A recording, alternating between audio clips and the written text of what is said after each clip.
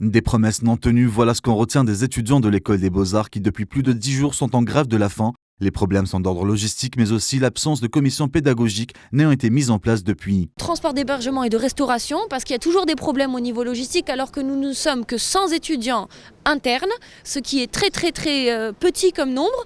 À court terme, ce serait de réaliser des programmes qui sont vraiment au niveau d'une école supérieure des Beaux-Arts, de réaliser des sorties, des workshops, etc., c'est-à-dire de refaire vivre une vraie formation, une pédagogie vivante, ce qui n'est pas du tout le cas. Le programme est très pauvre, on n'a pas d'enseignants, très peu d'enseignants et des enseignants qui ne sont pas aussi remis à niveau.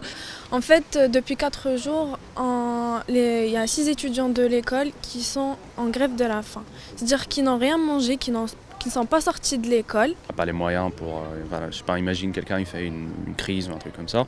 Il n'y a pas les moyens qu'il faut. Alors, on a déjà demandé ça le premier jour, peut-être même avant, et on a demandé une ambulance et rien n'a été fait. Mais pourquoi ? Il s'agit donc de problèmes clairs selon eux qui jusqu'à présent ne sont pas résolus après 6 mois de la rentrée.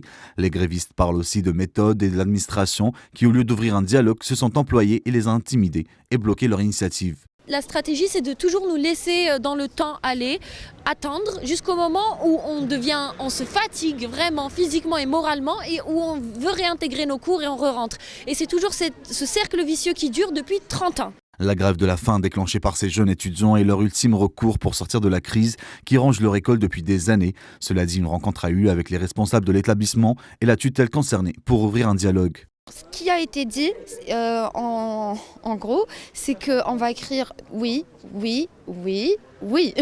Mais on a demandé à avoir un procès-verbal écrit pour avoir une affirmation que oui. Voilà, un constat négatif après cette réunion. Le ministre n'ignore rien de la situation. La question qui se pose est seront-ils entendus après tant de promesses et de désillusions, ou les autorités vont-elles attendre l'irréparable avant d'agir ?